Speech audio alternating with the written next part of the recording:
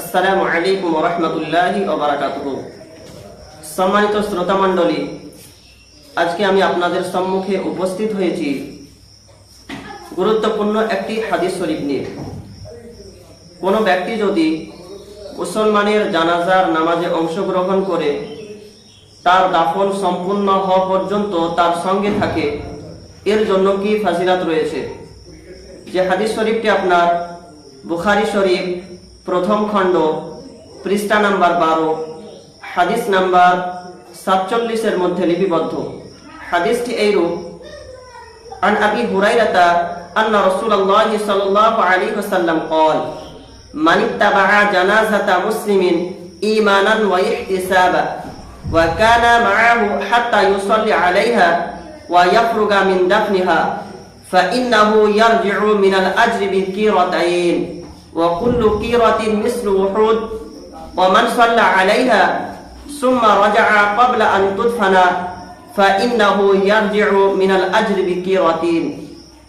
হযরত আবু হুরায়রা রাদিয়াল্লাহু তাআলা আনহু হতে হাদিস বর্ণিত, রাসূল করিম সাল্লাল্লাহু আলাইহি ওয়াসাল্লাম বলেছেন, যেই ব্যক্তি কোনো মুসলমানের জানাজায় অংশগ্রহণ করবে এবং তার জানাজার নামাজ আদায় করে তার দাফন সম্পূর্ণ হওয়া পর্যন্ত তার সঙ্গেই থাকবে, ফাইন্নাহু ইয়ারজিউ মিনাল আজরি বিকিরাতাইন, নিশ্চয় সেই ব্যক্তি 2 কিরাত সওয়াব নিয়ে ফিরে আসবে।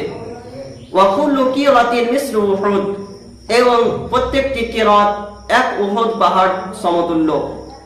ওয়া মান সাল্লা আলাইহা সুম্মা রাজাআ ক্বাবলা আন তুদফানা ফাইন্নাহু ইয়ারজিউ মিনাল আজরি বিকিরাতিন, এবং যে ব্যক্তি জানাজার নামাজ আদায় করার পরে দাফন সম্পূর্ণ হওয়ার পূর্বে চলে আসবে, সেই ব্যক্তি 1 কিরাত অর্থাৎ 1 উহুদ পাহাড় সমতুল্য নেকি নিয়ে ফিরে আসবে। সম্মানিত শ্রোতা মণ্ডলী, উক্ত হাদিস দ্বারা আমরা কি বুঝতে পারলাম? যে কোনো ব্যক্তি যদি জানাজার নামাজ সম্পূর্ণ করে, তারপরে তার দাফনও সম্পূর্ণ করে, তারপরে ফিরে আসে, তাহলে সেই ব্যক্তি 2 উহুদ পাহাড় সমতুল্য নেকি পাবে। সুবহানাল্লাহ। এবং কোন ব্যক্তি যদি জানাজার নামাজে অংশগ্রহণ করে শুধুমাত্র মাটি না দিয়ে জানাজার নামাজ আদায় করে ফিরে চলে আসে, সেই ব্যক্তি 1 উহুদ পাহাড় সমতুল্য নেকি পাবে। আরো আমরা কি বুঝতে পারলাম উক্ত হাদিস দ্বারা? যে এই জানাজার নামাজের নেকি অর্জনের জন্য 2টি শর্ত রয়েছে। প্রথম শর্ত হলো ঈমানের সহিত, অর্থাৎ ঈমানদার হতে হবে জানাজার নামাজ পড়ার জন্য।